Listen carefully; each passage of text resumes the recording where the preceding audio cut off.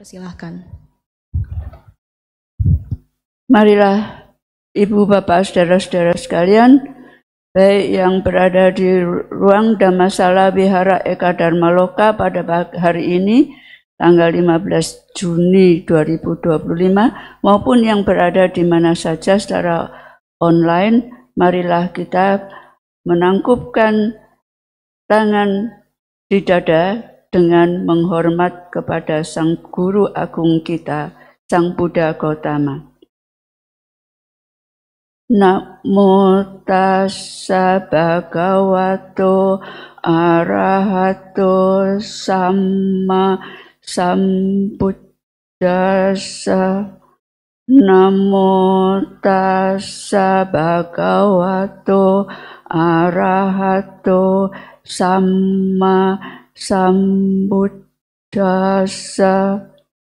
Namo tassa bhagavato arahato samma sambuddhassa. Anakula cekamanta etang manggala mutamang. Bekerja dengan benar dan bersungguh-sungguh dan bebas dari pertentangan, itulah berkah utama.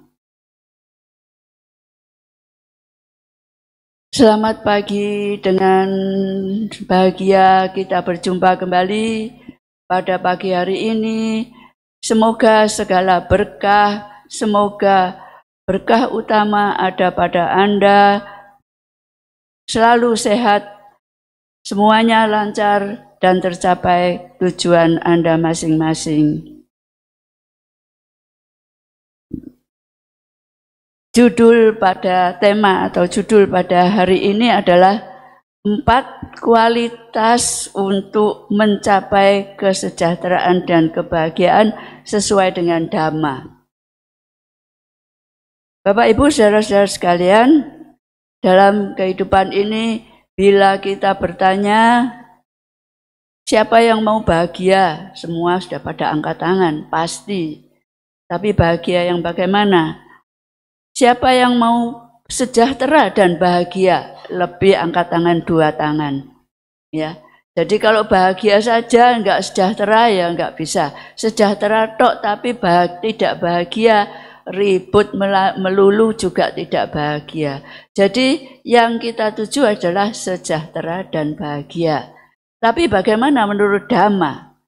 Banyak sekali ahli-ahli di luar sana yang mempunyai rumus-rumus tentang hal ini, tetapi ternyata setelah saya pelajari satu demi satu atau belum keseluruhannya tentunya, karena Dhamma yang saya pegang hanya segenggam tangan saya, sedangkan yang belum saya pegang adalah sebanyak daun-daun di dalam hutan, begitu ya. Nah, jadi pada pagi hari ini sebetulnya saya itu bukan mengajarkan Dhamma, tapi hanya mengulang sesuai dengan apa yang saya pelajari. Tentunya lebih banyak di luar sana yang belum saya pelajari sampai saat ini. Karena kitab suci agama Buddha, Tipitaka itu jumlahnya 1 lemari gak cukup ya. Ya kapan kita mau selesaikan? Oke. Jadi 4 kualitas untuk mencapai kesejahteraan dan kebahagiaan sesuai Dhamma. Seperti yang simpel saja, yang sering kita bacakan dalam Parita Manggala Sutta, itu sangat banyak dibicarakan oleh Sang Buddha. Apa itu berkah utama? Bagaimana kita mencapai kesejahteraan dan kebahagiaan? Di antaranya yang tadi saya katakan adalah ya, ini jadi berkah utama itu sudah lama sekali ditanyakan atau dipertanyakan, tidak saja oleh manusia, tetapi juga oleh para dewa. Jadi para dewa juga pengen itu ya berkah utama, makanya datang sesosok dewa yang bertanya kepada Sang Buddha, apa sih berkah utama itu? Yaitu antara lain berpengetahuan luas dan berketerampilan. terlatih baik dalam tata susila dan bertutur kata dengan baik, itulah utama. Kemudian membantu ayah dan ibu, menunjang anak dan istri, bekerja dengan sungguh-sungguh tadi tanpa pertentangan, itulah berkah utama. Pada hari ini keluarga dari mendiang Bapak Lim Kuilai atau Triyono memperingati hari wafatnya yang ke-3 tahun. Ini adalah salah satu perbuatan yang bisa kita lakukan setelah peninggalnya orang tua kita, dalam memperingati jasa-jasa mereka pada hari wafatnya. Itulah yang dikerjakan oleh keluarga mendiang Bapak Lim Kuilai. Semoga jasa-jasa kebajikan yang Anda lakukan memberikan keberkah kepada Anda, juga kepada mendiang Bapak Lim Kuilai, bila pada alamnya yang pas bisa menerima jasa-jasa kebajikan ini. Semoga dengan kekuatan jasa-jasa kebajikan ini, mendiang Bapak Lim Kuilai berbahagia di alam sana dan bisa terlahir kembali di alam yang lebih baik dan lebih bahagia. Kembali kepada yang 4 kualitas tadi. Yang pertama tadi sudah saya sebutkan, yaitu rajin, tekun, dan bekerja keras. Ada seorang ahli, atau di sini bisa saya sampaikan, saya mendengar dari video Bapak James Gui, ya, ada yang mengatakan gini, kalau kita punya keterampilan dan pendidikan yang tinggi, apapun itu, kemudian kita punya modal yang cukup, kita punya ide yang bagus, apakah itu sudah cukup untuk menunjang kita bekerja secara berhasil? Cukup enggak? Belum cukup. Jadi apa sebetulnya dasar dari bagaimana kita menjalankan satu usaha dengan benar atau dengan kuat? Yaitu satu, ternyata bangun pagi-pagi. Siapa yang di sini bangsawan, bangsane wong Tangiawan, itu belum cukup untuk bisa bekerja keras. Yang bangun pagi-pagi dan mulai melakukan kegiatan, itu adalah cikal bakal orang yang bisa berhasil dalam usahanya. Makanya banyak sekali kita mendengar early bird. Ya, kalau beli tiket early bird itu dapat potongan lebih murah. Kenapa demikian? Early bird, burung-burung yang pagi-pagi sudah cuit itu mencari makan di pagi hari, banyak pilihan yang bisa dicari, diambil. Makanya kalau kita meniru early bird, bangun pagi bukan bangsawan, maka kita bisa memperoleh satu kriteria untuk berhasil. Baru satu loh ya. Kemudian kedua, bisa lari cepat tidak terputus minimum 100 meter. Ya itu yang muda-muda ya, seperti saya udah nggak kuat kalau nggak dilatih terus. Bisa ada yang kuat kalau itu memang dilatih terus. Jadi kenapa kok lari cepat tidak terputus pada jarak 100 meter? Lari sprint itu ya. Karena apa? Karena kalau kita tidak sehat, tidak kuat, maka kita tidak bisa melakukan hal itu, betul enggak? Aduh, kakiku yang enggak kuat, napasku enggak kuat, dan sebagainya, dan sebagainya. Maka itu kita perlu berlatih dari awal untuk mencapai itu. Supaya apa? Orang yang bisa mencapai seperti itu adalah mempunyai ketahanan fisik yang prima. Jadi syarat kedua adalah tadi apa yang syarat pertama? Bangun pagi-pagi ya, dengan penuh semangat. Nomor dua apa? Berlari cepat supaya sehat prima. Nomor tiga adalah fokus on one thing. Berarti apa? Kita harus fokus, tidak boleh ambiar. Kalau sudah ngerjakan ini, fokus ini, ya, sampai selesai. Nah, caranya bagaimana? Setelah kita bisa mengenal Dhamma, yaitu dengan cara meditasi. Karena meditasi melatih kita untuk fokus on one thing. Fokus pada satu objek. Tadi dalam pagi ini kita meditasinya fokus pada objek apa? Napas masuk keluar. Siapa yang napasnya masuk keluar, tahu-tahu keluar masuk. Ya, kadang-kadang kita menghirup keluar masuk. Berarti kiranya sudah keluar dari objek kita. Kadang-kadang habis ini kita makan, habis ini kita pulang. Tadi kok belum matikan air. Ayo. Kadang-kadang seperti itu toh, saya juga. Makanya dalam meditasi selalu kita ngomongnya berlatih meditasi. Selalu berlatih supaya terampil. Ya, kalau sudah terampil berarti kita sudah mencapai jana. Ya, semoga dengan melatih diri dengan meditasi kita mencapai jana, berarti kita bisa fokus on one thing. Ya. Nah, itu baru syarat, 3 syarat itu baru mencapai.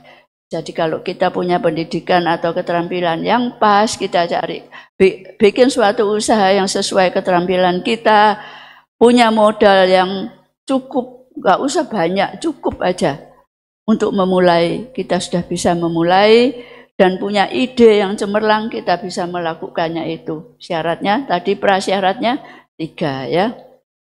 Nah, ada satu kisah nyata ya, ini kisah nyata. Seorang yang namanya Ren Cheng Hui. Siapa yang tahu Ren Cheng Hui? Ayo. Barusan ini videonya beredar. Yaitu yang menemukan Wei ya. Itu. Jadi apakah Bapak Ren Cheng Hui yang seusia sekarang sudah usia 78 atau seberapa itu lahir dari desa kecil di Tiongkok sana yang sangat miskin. Bapaknya hanya seorang tukang kayu mungkin yang sederhana, tapi si Cheng Hui ada sekolah dengan baik sampai dia lulus sebagai insinyur sipil di Universitas Chongqing.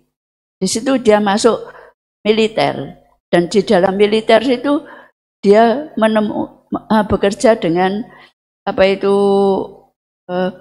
bekerja komunikasi, dalam komunikasi. Disitulah dia mengenal komunikasi dan mulai tertarik di dalam bidang komunikasi.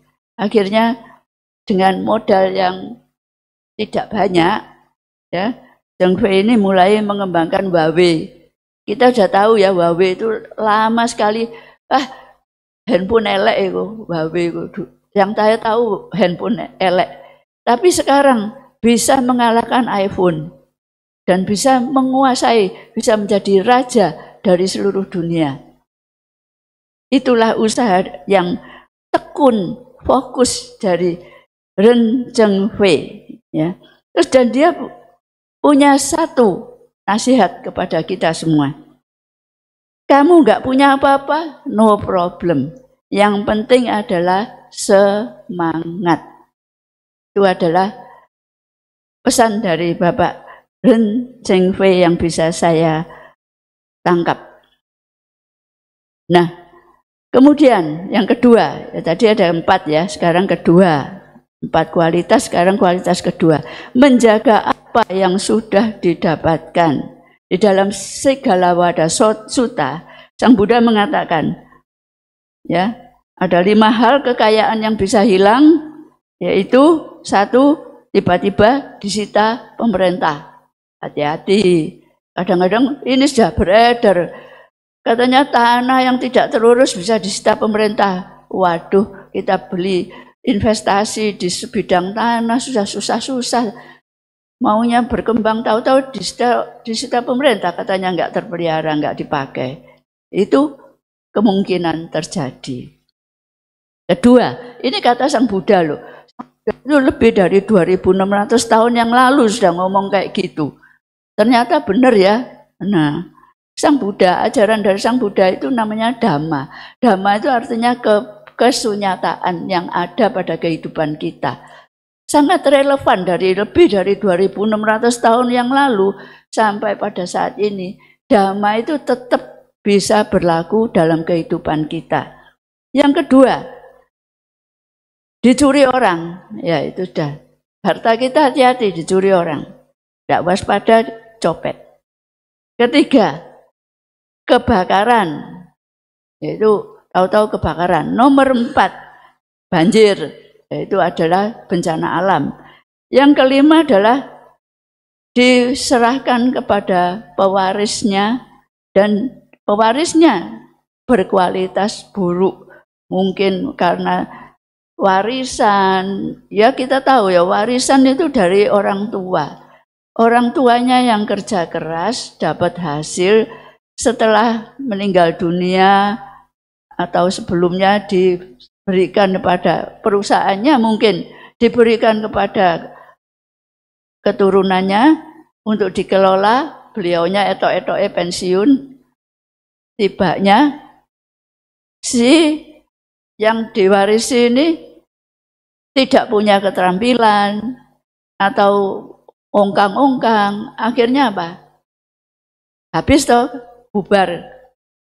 Jadi kadang-kadang orang tuanya setengah mati bekerja, oke, supaya anaknya bisa lebih pintar dari orang tuanya, disekolahkan ke luar negeri. Pulang dari luar negeri, suruh kerja nggak mau, suruh latihan nggak mau, suruh magang nggak mau. Akhirnya pada saat meneruskan bisnis orang tuanya, tidak punya keterampilan dan sebagainya, tidak punya semangat, tidak punya ini itu yang tadi saya katakan, sehingga hartanya bisa habis, ya. Atau mungkin punya tabiat yang jelek, mungkin main judi ya dan sebagainya sampai habis. Ada seorang yang bermain judi online itu ya, hartanya itu sampai berapa M dalam waktu semalam habis. Oke, itu adalah bagaimana cara kita menjaga apa yang sudah didapatkan, baik yang kita dapatkan sekarang secara usaha diri kita sendiri, apalagi ya sudah setengah mati. Dan kalau kita ingin meneruskan kepada keturunan kita, latih dari awal, ya. Jangan langsung jadi pimpinan, jadi karyawan. Ada loh dari perusahaan mana itu, anaknya tidak jadi pimpinan, jadi karyawan, digaji oleh orang tuanya, sampai dia bisa mengetahui dari bawah sampai ke atas, barusan diserahkan pada dia. Ya, ini ada saudara saya di Jawa Tengah ya, anaknya dari luar negeri, dari Amerika, sekolah di Amerika. Beliau punya usaha yang sangat maju di Indonesia ini. Anaknya ditarik pulang. Terus apa yang dilakukan? Kerja dulu di Jakarta. Kerja sama perusahaan lain. Berjalan dia di perusahaan lain dengan gaji yang cukup baik. Kemudian dia bilang sama anaknya, "Kamu dapat gaji berapa di sana? Kerja sekarang sama papa, tak gaji 2 kali lipat dan saya kasih saham. Tapi kamu kerja, bukan jadi pimpinan." Sampai sekarang akhirnya beliau bisa melatih anaknya dengan baik dan sudah saatnya sebagian dari usahanya, pimpinannya diserahkan kepada anaknya dengan baik. Ya, itu adalah salah satu juga pendidikan, bagaimana cara kita memberikan warisan kepada pewaris kita. Yang ketiga, mempunyai kalyanamita yang baik. Kalyanamita adalah, mita itu adalah teman, kalyana ya teman yang berjalan bersama-sama kita. Berarti kalau dalam pekerjaan adalah kongsi gitu ya. Kan kerjasama kan kongsi. Itu harus punya kalyanamita atau kongsi yang baik. Kalau tidak punya kongsi yang baik, dah kerja sendiri saja. Daripada ditipu habis-habisan. Ya. Daripada ditipu habis-habisan. Dan ini pun sudah dikatakan oleh Sang Buddha dalam Parita Manggala Sutta itu, bahwa ya, tidak bergaul dengan orang-orang yang dungu, bergaullah dengan orang yang bijaksanawan. Dungu itu artinya apa? Bukan goblok, dia gak sekolah, bukan begitu ya. Tapi dia tidak punya akhlak yang baik, itulah martabat yang baik, itulah dungu. Tidak ngerti karma dan tumimba lahir, itulah sebab dan akibat, itulah tidak takut hiri dan otapa tidak ngerti. Jadi itu adalah dungu. Maka pilihlah yang bijaksanawan. Ya.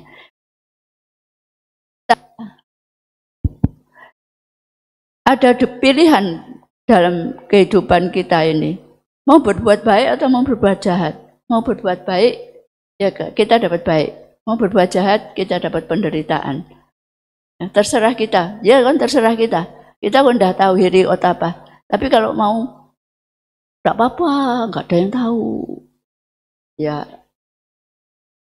tahulah ya, bahwa yang tahu adalah diri kita sendiri. Nah itu. Jadi, itu adalah bagaimana kita bergaul dengan kalyanamita kita.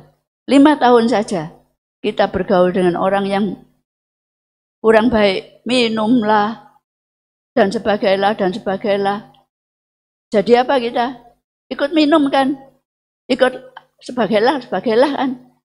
Dan sebagainya, dan sebaliknya. Kalau kita bergaul dengan orang yang kerjanya rapi, kesemangatnya tadi baik, bukan bangsawan, bangsane wong tangyawan, ya punya semangat yang baik, dan sebagainya tadi, maka kita juga akan terpicu menjadi baik. Ada satu orang ya, ini beneran, dia itu kerja, pilih jadi pelayan restoran. Tapi restoran bukan restoran yang kecil-kecil, dia pilih restoran yang berkelas, di mana yang makan di situ adalah orang-orang bisnismen yang memang bisnismen yang berhasil gitu. Dianya dengan tekun melakukan pekerjaan melayani mereka. Dia berdiri dekat mereka makan dan melayani apa yang mereka butuhkan. Tapi kupingnya juga bekerja. Dia mendengarkan apa yang dibicarakan mereka, orang-orang pinter, orang-orang berhasil ini. Dan setelah 5 tahun dia bekerja di situ, dia mendapatkan ilmu. Ya, podo sama dengan kita ini sekolah di S2 ya, cuma 2 tahun, di S3-nya 3 tahun, jadi 5 tahun dia lulus jadi dokter, tapi dokternya sudah langsung pinter praktek. Ya, dia begitu juga orang supir, ya supir dari konglomerat, dia itu dengarkan bosnya telepon, oh gitu, oh gitu, itu adalah suatu ilmu. 5 tahun aja dia kumpul dengan bosnya, jadi bosnya seperti itu loh dia, betul enggak? Betul kan ya? Jadi kita harus mempunyai kalyanamita yang baik. Anda boleh atau seseorang boleh berbuat kejahatan, boleh menipu, tapi jangan mencundangi orang yang punya kepercayaan pada Anda. Kalau Anda mencundangi seseorang kalyanamita yang sungguh-sungguh percaya pada Anda sendiri akan habis. Itu menurut Sang Buddha, menurut Dhamma ya. Jadi, yang keempat adalah mempunyai manajemen keuangan yang benar dan baik. Ini kata Sang Buddha loh, 2600 tahun yang lalu. Kalau Sang Buddha mengatakan apa? Kalau kita dapat duit, 50%-nya dipakai untuk investasi. Kemudian 25%-nya untuk biaya hidup. Kemudian 25%-nya cadangkan untuk berdana, untuk disimpan barangkali ada yang sakit dan sebagainya. Itu Sang Buddha yang mengatakan. Jadi jangan, kita sering lihat ya, seseorang gaji 1 juta misalkan, dia cuma bisa naik sepeda, dinaikkan gaji 2 juta, oke, mulai nyicil sepeda motor. Kemudian gajinya naik 5 juta, mulai nyicil mobil.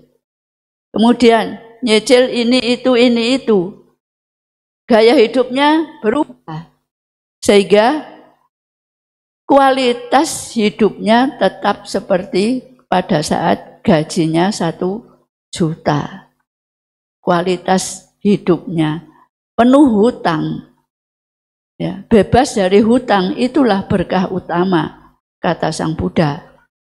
Ya, jadi nyicil itu sama dengan hutang. Pada suatu saat, bila seseorang itu misalkan di PHK, lah kadung hutang sana sini, kredit sana sini, dia apa? Dilepas, semua dilepas. Akhirnya kembali naik sepeda. Maka itu enggak apa-apa, gajinya naik, sementara sepeda motoran dulu. Yang ini diinvestasikan, kata Sang Buddha loh ya, 50%-nya diinvestasikan. Tetap 25%-nya gaya hidupnya disesuaikan. Yang 25% untuk cadangan. Itu saja yang dipegang ya. Jadi ikut kata-kata Sang Buddha. Nah, kita tidak ada jalan lain tanpa rintangan, betul? Coba Anda jalan dari sana ke sini aja, penuh rintangan, permisi, ya toh? Tidak bisa jalan lurus seperti ini. Mesti belok, ada kamera, ada pintu lagi, masih. Itu kan juga suatu rintangan. Ada tangga yang harus diturunin satu persatu dengan hati-hati dan waspada. Kalau enggak ya jatuh, betul enggak? Ini adalah suatu rintangan. Anda dari bawah naik ke atas juga melalui rintangan-rintangan. Harus naik tangga, harus lepas sepatu, harus naik tangga, harus belok sini, belok situ, buka pintu, harusnya geser, Anda dorong ke depan, tidak bisa buka. Ya, ini adalah satu rintangan dan satu keterampilan yang harus dipelajari. Jadi tidak ada hidup tanpa ujian. Ya, sampai kapanpun, sampai kita menutup mata, pindah alam balik lagi, ya, pindah alam balik lagi itu. Bayi, kenapa? Bayi itu lahir kalau gak nangis dipukulin sampai nangis. Supaya apa? Menghirup O2 dengan lebih. Kalau nangis kan, itu kan O2-nya dia tarik lebih banyak daripada diem. Nah, kita tahu ya, seseorang pernah ke rumah sakit, ada direkam jantungnya. Orang jantungnya apa? Duk duk duk duk duk duk duk duk duk duk duk duk. Kalau duk gini apa artinya? Mau ndak? Duk gini mau ndak? Jadi kalau Anda duk gini rasanya udah say goodbye. Jadi Anda seneng Pak kalau dak duk berarti ada naik, ada turun. Kalau ndak datar gini berarti tit gitu ya. Jadi itu pun kita senang kalau begini. Jadi tidak ada kehidupan yang tidak begini.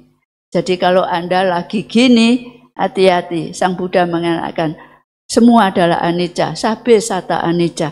Pada suatu saat Anda akan turun, tapi pada suatu saat turun Anda harus survive untuk naik ke atas lagi. Itulah kehidupan.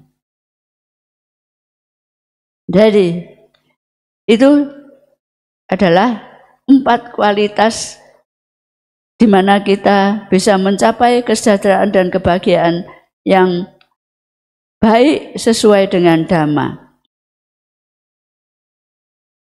Jadi, menurut Sang Buddha, semua itu adalah anicca tadi saya. Perubahan. Jadi kita menyadari adanya perubahan. Ada 4 segi-segi kehidupan yang Sang Buddha mengatakan bahwa ada kaya, ada miskin, atau bisa berhasil, bisa gagal. Tapi ada orang yang ngomong secara optimis, jangan bilang berhasil dan gagal. Sometimes we get, sometimes we lose. Tapi jangan lose, tapi sometimes we get, but sometimes we learn. Kalau kita lagi gagal, itu adalah suatu pelajaran.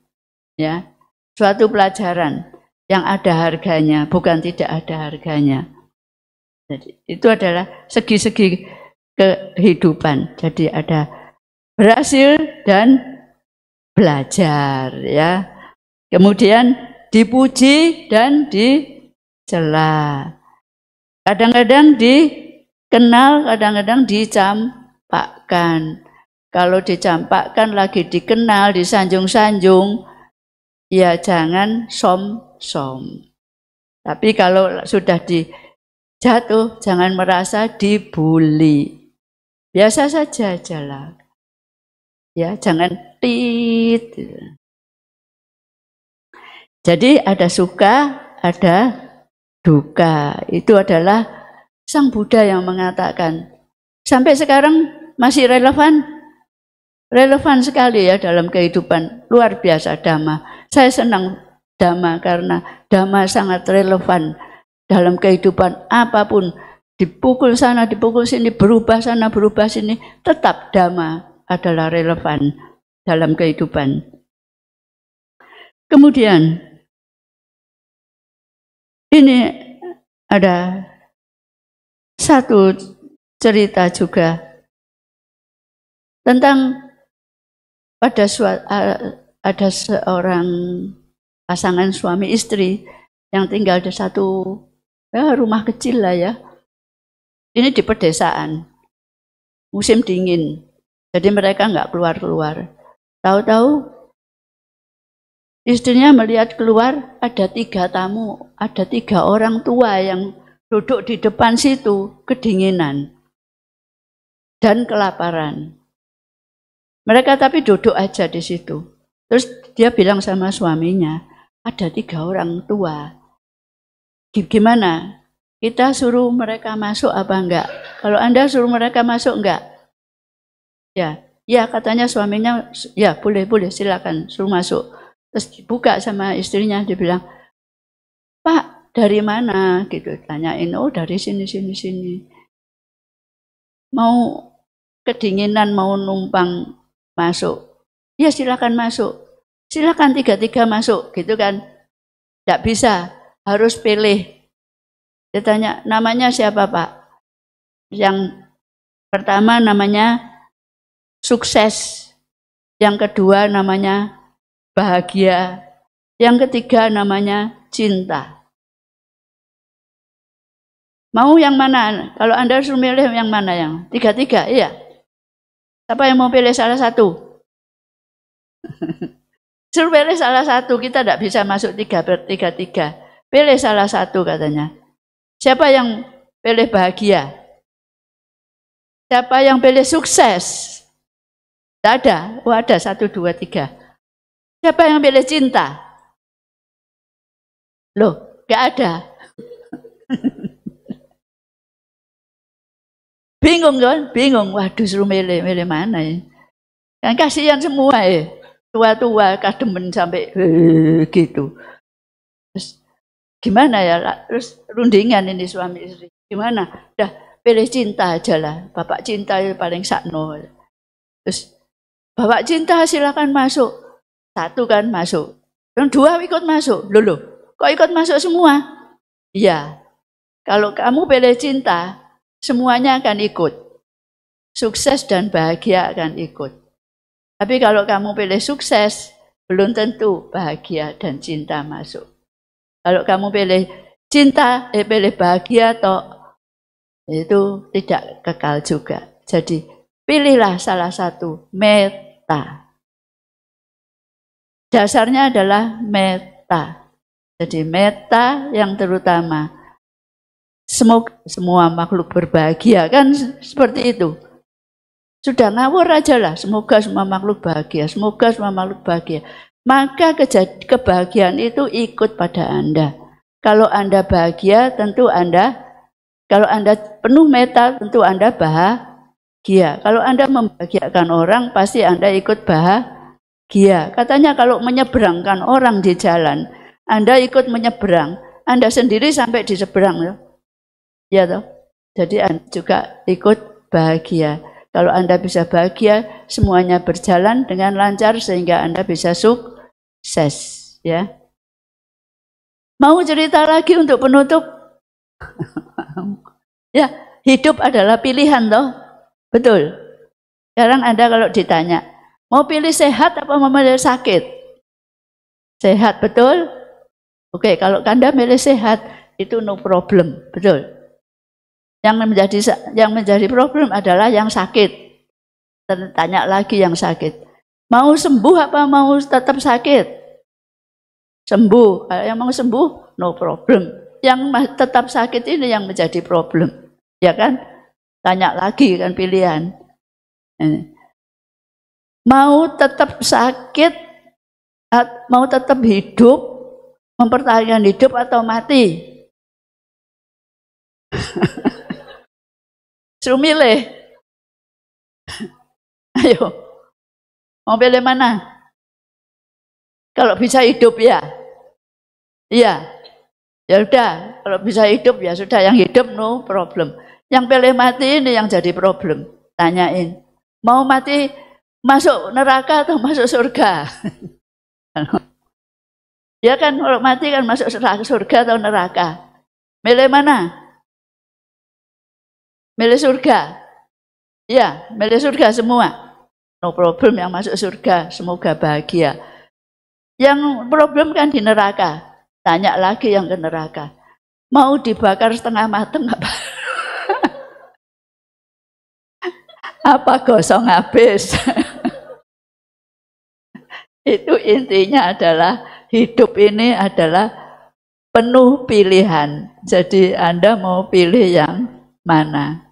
Semua perbuatan baik menimbulkan kebahagiaan, semua perbuatan yang kurang baik atau tidak baik menimbulkan penderitaan, baik bagi kita yang melakukan maupun bagi orang yang dikerjain, dilakukan, ya. Demikian saya sudahi Dhamma pada hari ini, semoga mendapatkan manfaat bagi saudara-saudara sekalian. Mari kita mengucapkan Sabbe Sata Bhavantu Sukhitata, semoga semua makhluk berbahagia. Sadu, sadu, sadu. Terima kasih sudah mendengarkan.